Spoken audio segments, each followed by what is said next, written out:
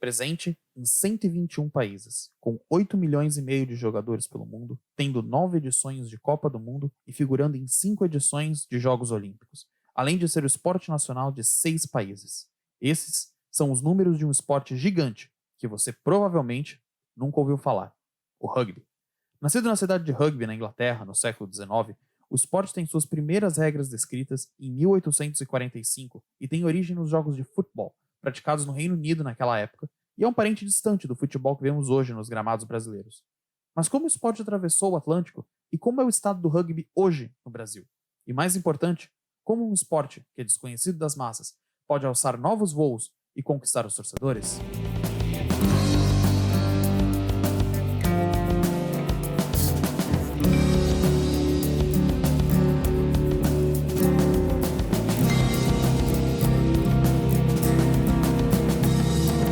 Olá, sejam todos muito bem-vindos e bem-vindas. Eu sou o Cauã Marcelos e esse é o terceiro episódio do Quero Saber. E como domingo é dia do esporte, hoje a gente vai falar de rugby. Eu sei que o rugby não é uma das modalidades mais difundidas no Brasil, aquelas que a gente assiste todo dia, ou aquelas que a gente só assiste a cada 2 anos, quando tem Olimpíadas ou Jogos Pan-Americanos, mas a modalidade já tem 60 mil participantes no Brasil, entre homens e mulheres, dos quais 16 mil são federados, em 300 clubes espalhados por todo o território nacional. Os números podem não impressionar tanto de primeira, e por mais que a seleção masculina, os tupis, como são conhecidos, não tenham tido grande sucesso no campo, as Iaras, como é conhecida a seleção feminina, já colecionam alguns títulos, como o Campeonato Sul-Americano de Rugby de 2019, 2 medalhas de ouro nos Jogos Sul-Americanos de 2014 e 2018, além do bronze no PAN de Toronto em 2015, e 3 aparições nas últimas Copas do Mundo. É muito interessante que a CBRU, que é a Confederação Brasileira de Rugby, deu uma atenção praticamente igual para as duas seleções, o que é muito raro de se ver no Brasil, talvez aí com a exceção do vôlei. E foi esse tipo de atenção e desempenho que fez com que a World Rugby, que é a entidade máxima do esporte no mundo, desse ao Brasil o título de prioridade estratégica. Por falar em Confederação Brasileira de Rugby, a CBRU é a confederação que rege o esporte no Brasil e ela organiza uma competição feminina e 2 divisões da masculina a nível nacional, além de ter sob suas asas 6 federações estaduais: São Paulo, Rio de Janeiro, Minas Gerais, Paraná, Santa Catarina e Rio Grande do Sul, que organizam campeonatos estaduais anualmente. Ou seja, pode ter um campeonato de rugby acontecendo na sua cidade e você nem sabia. O rugby tem algumas características muito interessantes, dentre elas uma devoção a 5 valores fundamentais: respeito, disciplina, solidariedade, integridade e paixão. Esses valores, a adoção a esses valores, fez com que o esporte permanecesse no amadorismo até 1995. Mas como a realidade do esporte no mundo é de profissionalização e exploração comercial, o rugby teve que se adaptar e fez isso muito bem, porque conseguiu se tornar uma potência comercial no mundo, ao passo que manteve a adoção desses valores, o que é algo extremamente raro de se ver no mundo esportivo. Agora, a pergunta que fica pra gente aqui é como fazer crescer um esporte num cenário de quase monopólio do futebol no nosso país. Acontece que o esporte talvez seja o único produto que consegue aumentar a sua demanda ao criar mais oferta. O que eu quero dizer com isso? Quando você investe a nível de clube em criar uma experiência esportiva, que é algo extremamente diferente de tudo que o torcedor está acostumado naquele mercado ou na sua experiência do dia a dia, isso acaba gerando mais demanda. As pessoas são atraídas por novas experiências, atraídas por um clima de estádio que até então elas não conheciam. E é aí que mora a oportunidade para o rugby. Acontece que para fazer esse tipo de investimento são necessários estudos que são longos e muitas vezes custosos, e os recursos são escassos por natureza. Então é necessário ter muita precisão nesses estudos para que a gente consiga usar as poucas balas de prata no nosso arsenal para conseguir fazer crescer o esporte e investir onde de fato existem um maior potencial, que não necessariamente são as maiores cidades, mas mercados com uma base de torcedores, ainda que pequena, seja devota, seja fanática, para que aí sim, quando investir, o esporte consegue crescer, atrair mais pessoas além daquele primeiro grupo.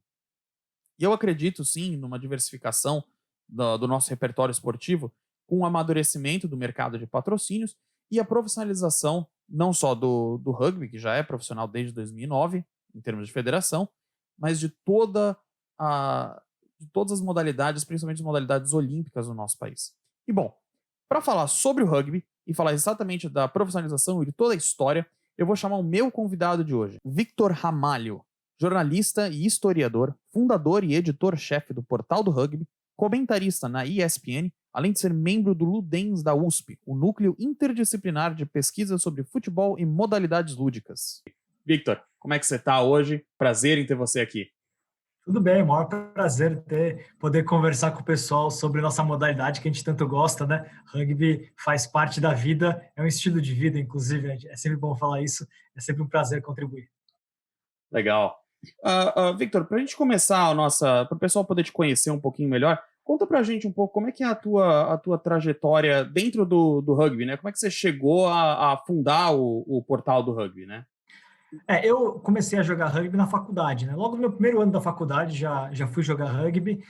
Joguei durante o meu período da faculdade e no final, né, desse período, antes de me formar, eu tive uma lesão e algumas questões familiares também me deixaram afastado do campo.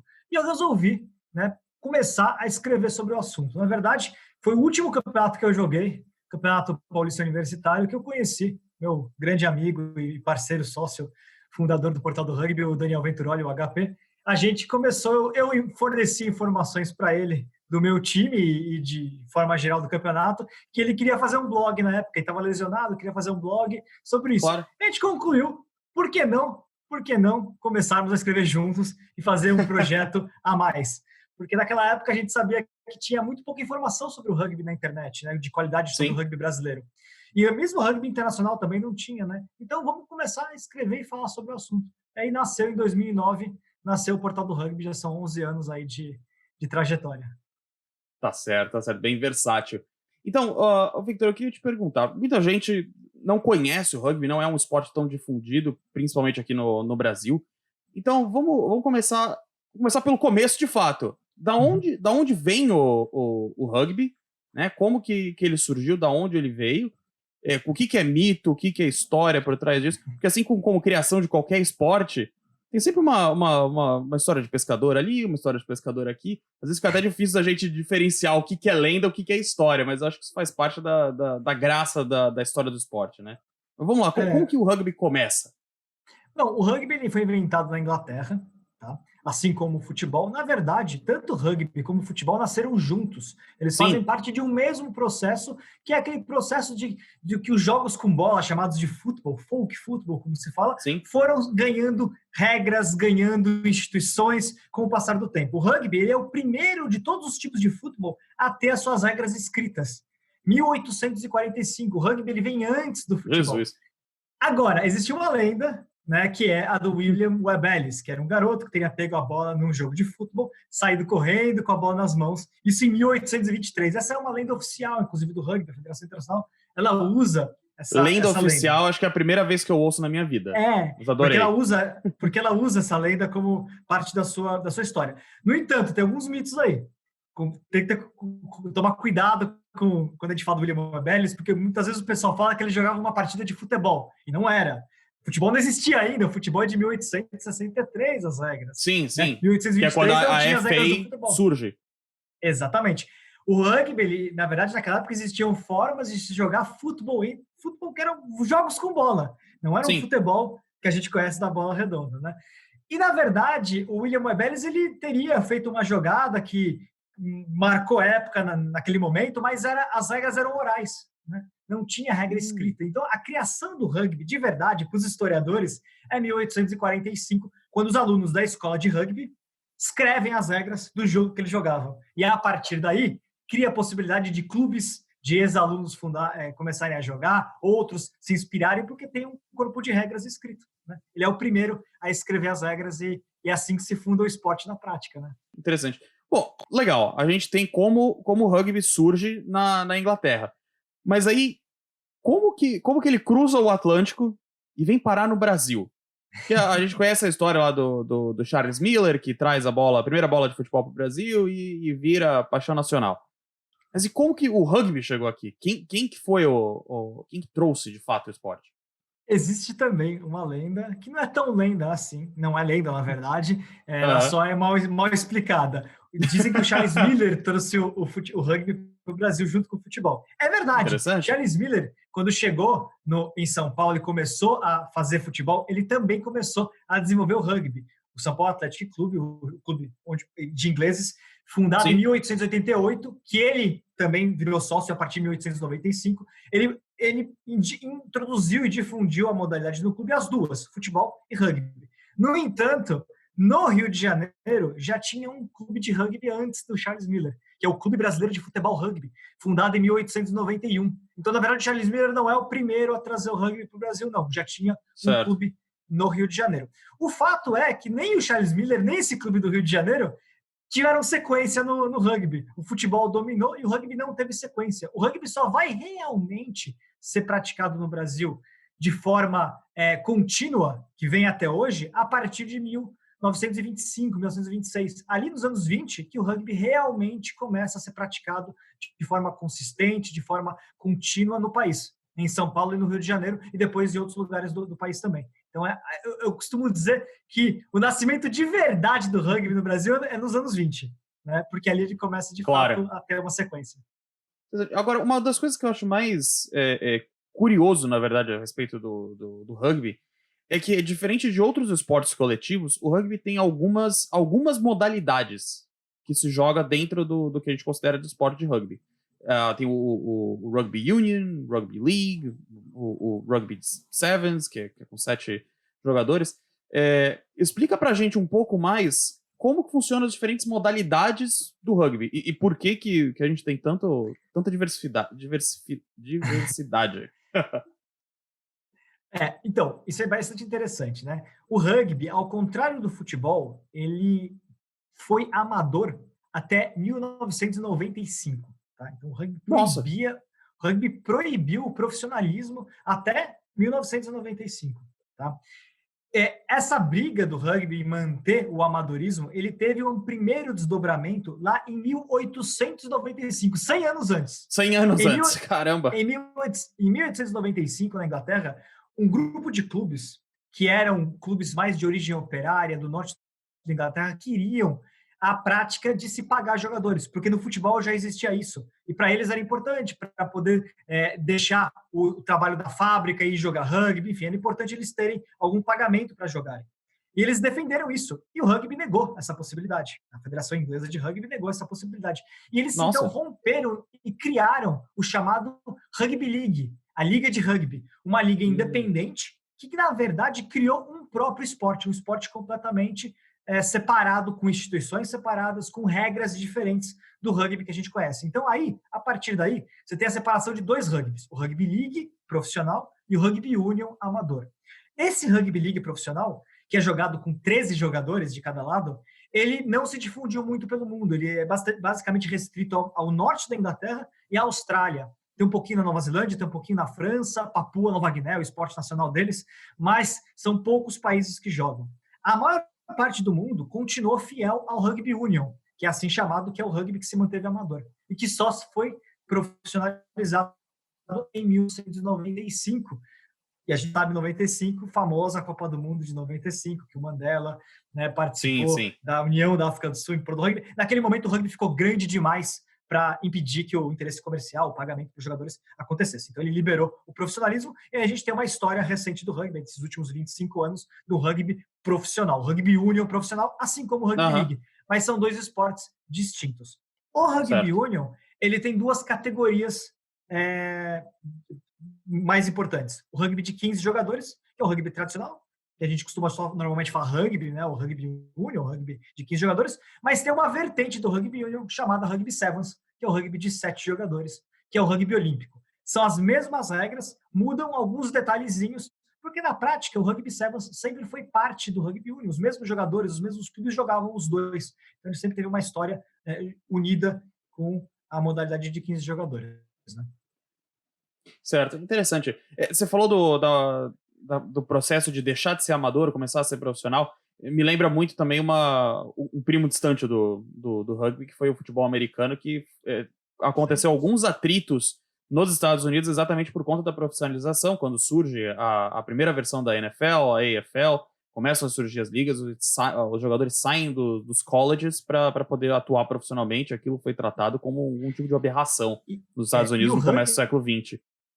E o rugby, ele era amador, mas só os jogadores, no fundo, porque o rugby era muito grande. Você tinha jogos até então. Copa do Mundo começou em 1987 e ela também demorou para começar por causa disso, porque não se queria abrir a possibilidade do profissionalismo, mas ela nasceu em 87. Mas antes disso, o rugby era enorme. O Five Nations Championship, que é o atual Six Nations, que é o campeonato europeu, levava multidões aos estádios. E, curiosamente, os jogadores eram amadores, mas as multidões estavam lá. Um esporte enorme, um esporte nacional da Nova Zelândia, esporte enfim, né? Muito grande, apesar de ser amador no papel, né? É interessante que um esporte com tanta, provavelmente, geração até de receita mesmo para as instituições continuasse amador por tanto tempo e com tanta resistência, né? E aí o motivo era basicamente defender os valores do esporte, que era a ideia do jogo pelo jogo, né? E não o jogo por interesses comerciais, né? Então, o rugby ele sempre foi o grande defensor dessa ideia, né? Então, já que a gente estava falando de profissionalização, já vou puxar essa minha próxima pergunta, né? O rugby começa a ser profissionalizado em 95, com a Copa do Mundo de 95 da África do Sul, que eu acho que é a que todo mundo conhece através de diversas mídias, né? Mas a gente tem uma Copa do Mundo que é antes disso, em 1987, que, se eu não me engano, acontece na Austrália, salvo engano. Como que funcionou esse processo de profissionalização até hoje? Foram 3 mundiais amadores. 87, na Nova Zelândia e Austrália, campeã foi a Nova Zelândia. O 91 foi na Europa, eles dividiram em vários países, Inglaterra, Gales, Escócia, Irlanda e França receberam a Copa do Mundo 91. Campeã foi a Austrália. Em 95 foi na África do Sul, campeã na África do Sul, e logo depois do Mundial 95 liberou-se o profissionalismo. Tá? Então a Copa do Mundo, a partir de 99, ela é profissional, né? E o processo de profissionalização, ele vem sendo construído ainda no fundo, porque você tem países que têm ligas profissionais importantes, mas ainda tem muitos países que não têm ainda ligas profissionais. Então, é um processo de construção contínua disso. E também tem várias questões com relação a calendário, com relação agora a gente está vendo, por exemplo, a Liga do Hemisfério Sul. O rugby, ele tem, vamos dizer, são 4 grandes ligas profissionais do mundo. A Liga Francesa, que é a mais rica do mundo, é a que tem mais dinheiro hoje.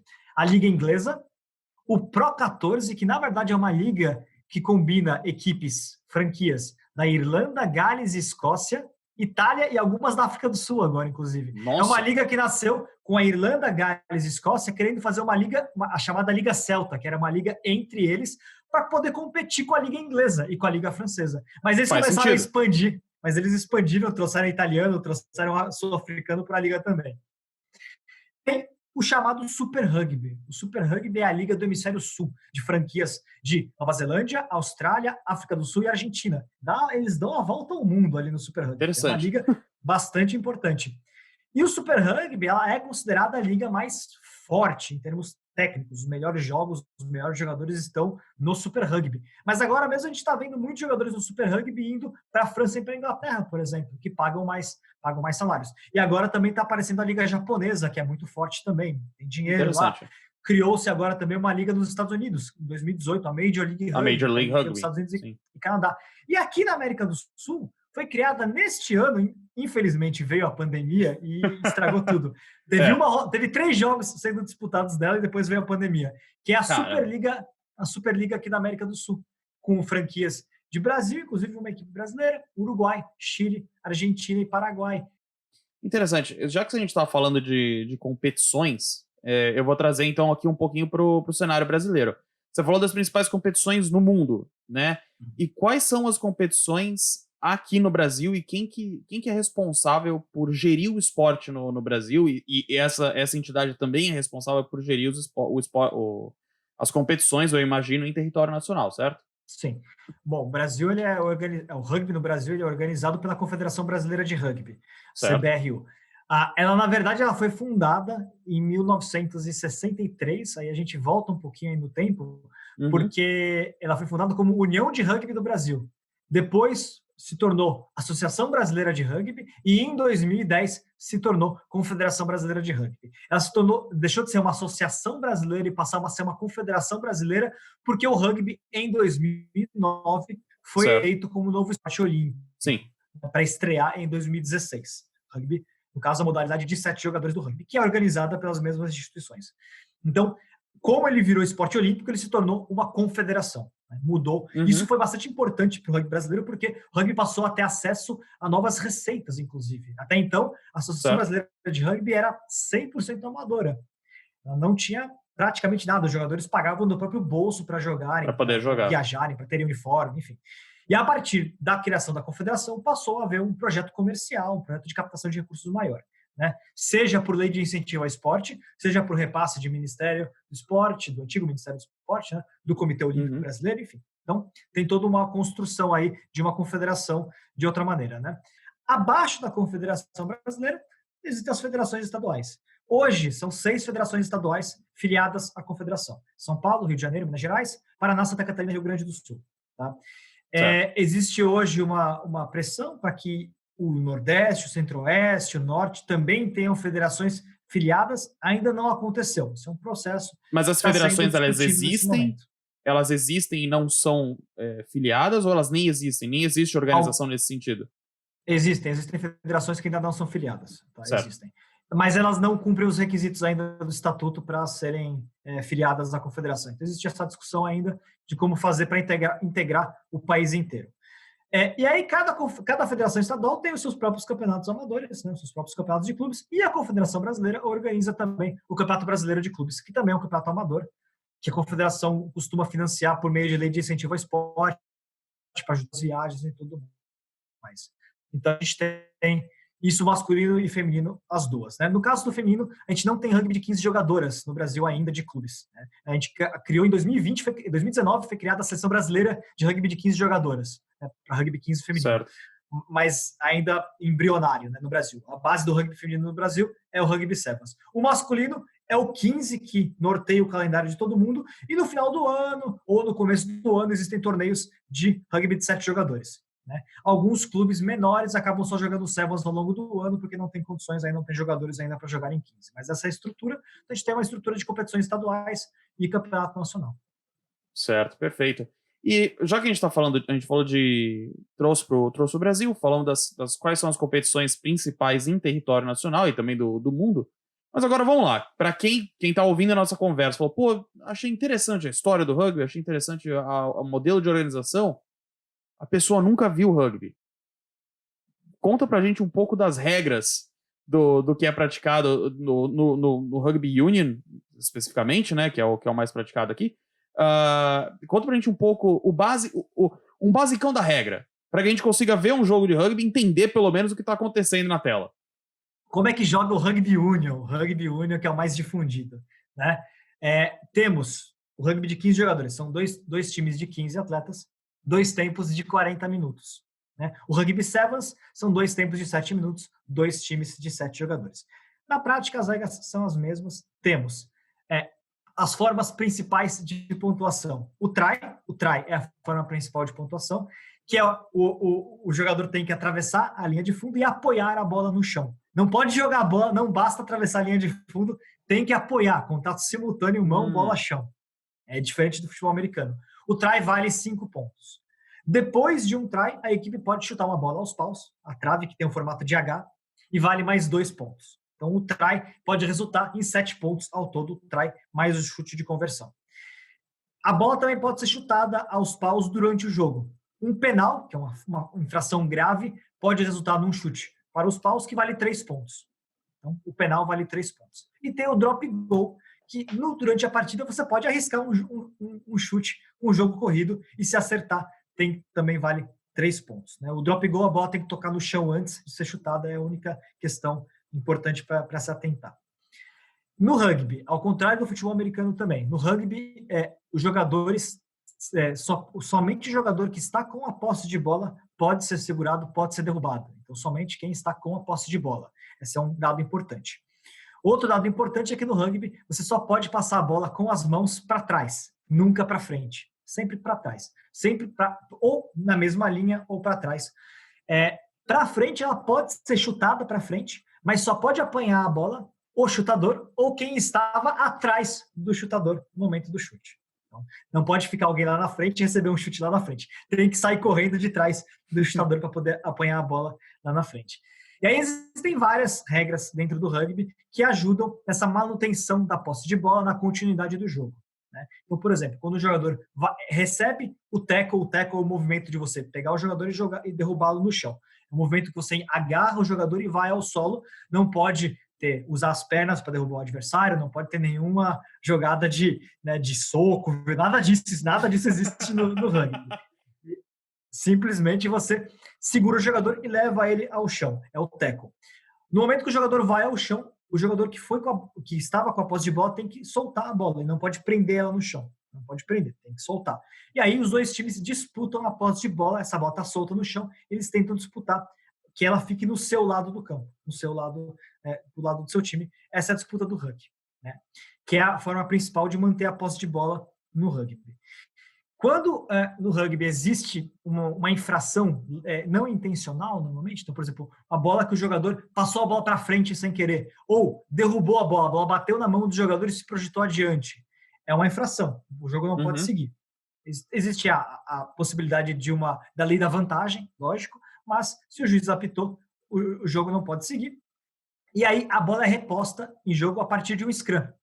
O scrum, que são aqueles 8 jogadores que disputam a posse de bola. Então, os dois times formam 2 unidades de 8 jogadores. A bola é introduzida no meio dessa formação, eles se empurram e tentam puxar a bola com os pés para garantir a posse dessa bola. Então, essa é chamada scrum, é uma jogada bastante icônica do rugby. Ela é usada para repor a posse de bola depois de uma infração não intencional ou de uma infração que teve uma intenção, que foi uma infração mais grave, mas que a equipe que recebeu a infração optou por um scrum. Então, é possível optar por um scrum. Né? Quando a infração é mais grave, você pode optar por scrum, você pode colocar a bola para a lateral e cobrar você mesmo lateral, é outra possibilidade para manter a bola no chão, ou pode chutar para os paus, por exemplo, assim que nasce, por exemplo, um chute de penalidade, né? Quando a falta é mais grave. E o lateral, a bola é reposta, quando a bola sai pela lateral, existe a reposição de bola a partir do chamado line-out, o pessoal já deve ter visto também, que é aquele movimento que os jogadores são erguidos, é o chamado elevador. Sim. Né? É uma forma de repor a posse de bola a partir do lateral. Então o rugby tem várias jogadas com muitas regras, com muita lealdade entre os jogadores, com muitas regras, mas que garantem a dinâmica do jogo, sempre com o objetivo de levar a bola até o outro lado do campo e fazer o try. Interessante. E essas regras, elas valem tanto pro Sevens quanto pro de 15? Iguais, são as mesmas regras, muda apenas o tempo e o número de jogadores. Certo. E aí, agora, Victor, pra gente dar uma finalizada na nossa conversa, até porque se deixar, a gente vai aqui longe. O papo tá bom, é assim que vai. Mas pra gente finalizar, eu queria só que você falasse um pouquinho da perspectiva do futuro do esporte, né? E aí eu queria trazer mais para a realidade brasileira mesmo, né? Trazer um pouco, você falar um pouco do momento do esporte do Brasil e onde você vê esse esporte chegando nos próximos anos aí, no futuro próximo e até a longo prazo. O rugby, ele é um esporte bastante demorado até para você crescer, porque é um jogo que envolve envolve uma complexidade tática, a necessidade de um preparo físico adequado. Então, uma equipe amadora para evoluir não é da noite para o dia. Então, o Brasil, como um país amador no rugby, está ainda no momento de transição rumo a algo maior. Então, portanto, tem que ter um pouquinho de paciência com relação a esse crescimento, sobretudo na estruturação do rugby no Brasil de forma geral. Então, o maior problema do Brasil hoje, para ele crescer, é a estrutura dos clubes, por exemplo. Os clubes ainda são amadores, eles ainda sofrem muito para conseguirem um campo para jogarem, para treinarem, recursos para viajarem, para se prepararem melhor, terem treinadores capacitados. Esse trabalho vem acontecendo. A gente tem visto cada vez mais treinadores de rugby buscando capacitação. A própria confederação tem um trabalho de capacitação dos treinadores, que é muito importante para a evolução do jogo. Mas ainda é um processo em construção. Da mesma maneira que o rugby é sempre muito mais fácil você aprender a jogar rugby e crescer no rugby quando você começa desde pequeno, desde a infância. Certo. Acho que o maior problema do Brasil hoje no rugby é a categoria juvenil, que ainda é muito pequena. A gente precisa ter uma categoria juvenil maior no país. E aí tem um grande problema, é a ausência de uma política de esporte na escola, mas e sobretudo da existência do rugby dentro das escolas. Né? O rugby nas escolas ele é um problema hoje porque a maior parte das escolas não tem campos gramados, são quadras. E o rugby precisa de um campo gramado. De um campo você vai ao claro. chão. Existe uma modalidade de rugby que vem sendo desenvolvida com o intuito de trabalhar o desenvolvimento de dentro da escola, por exemplo, né? A partir de um espaço que não tem uma condição adequada para a prática do rugby, que é o rugby sem contato, o tag rugby. Tag rugby é um formato de rugby que permite ser jogado em quadra, que ajuda, é uma ferramenta pedagógica importante para a introdução de crianças ao rugby.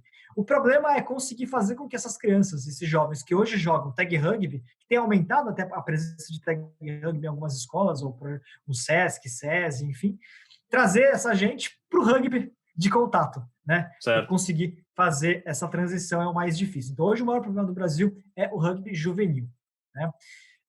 A partir daí, olhando as perspectivas do rugby, ele tem aumentado, sim, a atenção, as pessoas, até num processo até os Jogos Olímpicos, houve uma explosão, né, na difusão do rugby, número de clubes, a atenção que a imprensa mesmo dá ao rugby, transmissões de televisão. Desde 2016, eu diria que o rugby ficou um tanto quanto na mesma, não diminuiu, mas está mais ou menos na mesma. Ele precisa dar uma guinada de novo nesse momento. Sim. Essa guinada ela vai acontecer quando o Brasil começar a ter uma participação maior em grandes eventos internacionais, talvez, né? Isso conjugado com um trabalho de desenvolvimento dos clubes e do rugby escolar. Se a gente consegue unir as três coisas, a gente tem a fórmula para o crescimento. Unir rugby juvenil escolar, estruturação dos clubes com uma estrutura física melhor, uma capacitação dos seus treinadores melhor e, junto com isso, lógico, uma expressividade do Brasil no cenário internacional que atrai as pessoas, atrai patrocinadores e tudo mais. É uma conjugação desses fatores.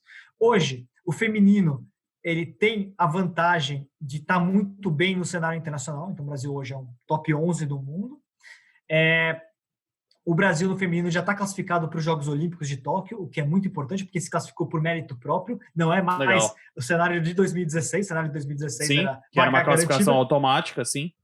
O Brasil conseguiu a vaga em campo no feminino, isso é muito importante. Sensacional. O problema do feminino hoje é que ele precisa de mais categoria de base e o desenvolvimento do rugby de 15 jogadoras ajudaria muito até a melhora do nível técnico e de competitivo do rugby brasileiro feminino de forma geral. Ele adicionaria mais a condição dos Sevens. E no caso do masculino, a perspectiva hoje ela é mais complexa, porque o cenário sul-americano é muito difícil. O Brasil hoje compete por vaga com a Argentina, que na verdade a Argentina está num outro nível, a Argentina é uma potência mundial do rugby, um top 10 do rugby que está em outro patamar, é o segundo esporte deles.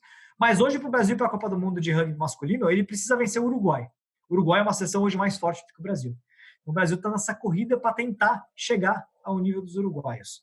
É uma batalha que precisa ser travada e que o Brasil está tentando chegar lá, né? Se o Brasil conseguir esse passo além, aí sim a gente começa a ter uma perspectiva de ser exposto numa Copa do Mundo, né? E aí muda o cenário do esporte no país. Certo. Acaba que, acho que a realidade do rugby ela é análoga à realidade de diversos esportes olímpicos, a gente pode dizer assim. Na verdade, meio que qualquer coisa que fuja de futebol e de vôlei, que tem um desenvolvimento um pouco maior aqui no Brasil, né? É que enquanto a gente não tiver investimento em estrutura básica para que clubes e seleções consigam, de fato, primeiro competir a nível sustentado de qualidade internamente. Para depois conseguir competir num cenário mundial, fica difícil a gente ter uma perspectiva de crescimento, na verdade, não só do rugby, mas de qualquer esporte, né? E você tem obviamente alguns esportes precisam de um nível de investimento um pouco maior, mas aí a gente precisa também entender as realidades de investimento no esporte do nosso país, tanto do nível governamental quanto do nível comercial, que a gente está um tanto quanto atrás de países como a América do Norte, países da Europa e até alguns países da Ásia mesmo. Mas eu gostei muito de como você colocou, o foco na base, começar daí, porque aí também você cria uma demanda maior de jogadores. Quanto mais jogadores interessados você tem no esporte, mais interessante é você ter clubes, mais interessante é você investir dinheiro, porque o retorno, ele consequentemente é maior. Agora, pra gente encerrar, primeiro de tudo, eu queria te agradecer demais pela conversa. Foi um papo muito legal. Eu podia ficar aqui conversando contigo mais umas 2 horas tranquilamente. Até porque eu sou formado em gestão esportiva, mestrado em gestão esportiva na DePaul University. Então, o esporte para mim é uma paixão de fato, e eu adoro falar sobre qualquer tipo de modalidade. Mas agora, o que eu queria fazer para encerrar mesmo é que você desse alguma recomendação Pode ser livro, pode ser filme, pode ser série, pode ser algum artigo, além, obviamente, do Portal do Rugby, que vocês deveriam todos entrar e conhecer mais sobre o esporte. Queria que você desse uma recomendação de mídia, de publicação, para os nossos curiosos de plantão aqui, para eles aprenderem um pouquinho mais sobre o rugby. Eu publiquei um livro recentemente em e-book, tá? Que está disponível na Amazon, que é a História do Rugby no Brasil. História do Rugby no Brasil, de 1891 até 2009. Eu parei no momento da transição. Os últimos 10 anos ficam para uma segunda edição. Fica para o próximo capítulo. Mas é um estudo, um trabalho, né, para sistematizar a história do rugby no Brasil de 1891 até 2009. Então, fica uma dica, certamente. Existem outros livros internacionais, né, se alguém quiser ler sobre a história do rugby, por exemplo, né, e sobre o que é a modalidade. A gente tem, por exemplo, um livro chamado Oval World, do Tony Collins, que é um historiador inglês fenomenal. É um livro muito legal, um grande resumo de tudo isso, que começa a ficar tudo mais claro para as pessoas como é que é a história do rugby, a relação dele com o futebol e como ele se difundiu pelo mundo, como ele se tornou o esporte mais importante na Nova Zelândia, na África do Sul, se tornou importante na França, na Austrália, Inglaterra, evidentemente, Argentina, enfim. Então, são obras legais. Show de bola. Show de bola. Em termos de filmes, tem vários filmes legais. Certamente, acho que o primeiro para todo mundo entrar em contato é o Invictus, né? Que é o filme da Copa do Mundo de 1995.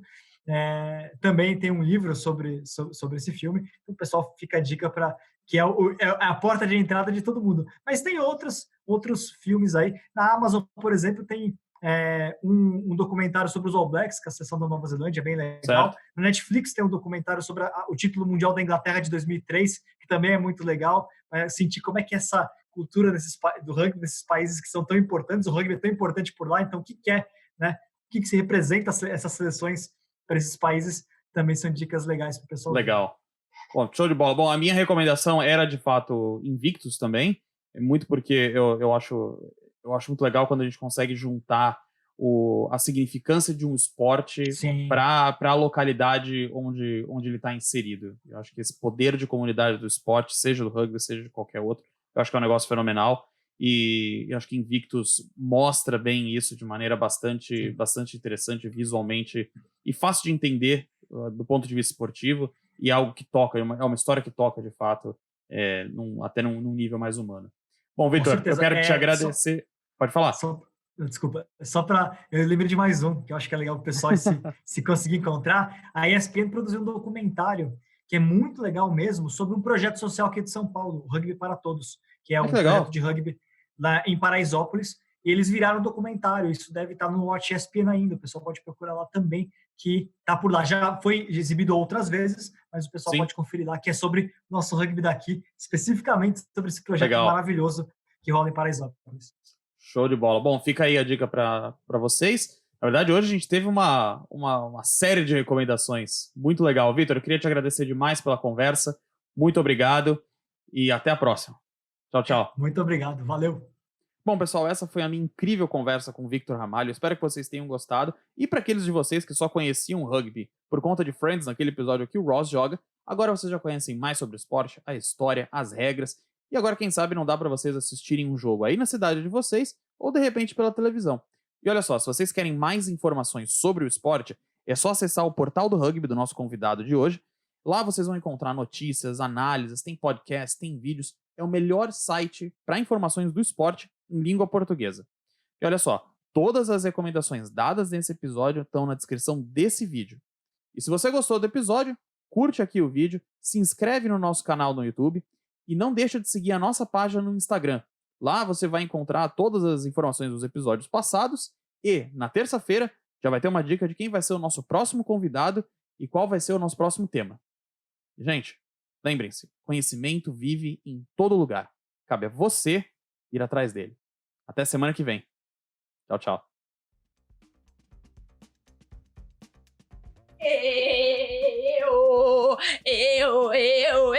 Rugby! Harry, quantos jogadores tem um time de rugby? 11. Não. 12. Não. Mais ou menos. Os dois. Ah, pronto! Os dois. Como os dois, meu filho? É mais ou menos. Tem rugby de 7 e rugby de 15. Próxima pergunta.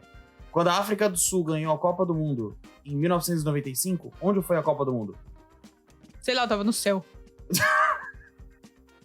Chuta. Na África do Sul. Acertou? Cidade do México. Piada interna. Raiane, o que é um try? Quando você tenta. Como que é o formato da bola de rugby? Parecida com a da bola de futebol americano. Parece um kibe. Só que ele é redondo nas pontas.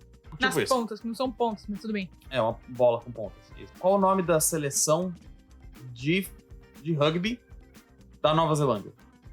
Mas a gente tá no Brasil. Tupi. É esse? É. Tupi. Pô, meu cabelo tava na frente. Tupi. Corta. Qual é o nome? All Blacks.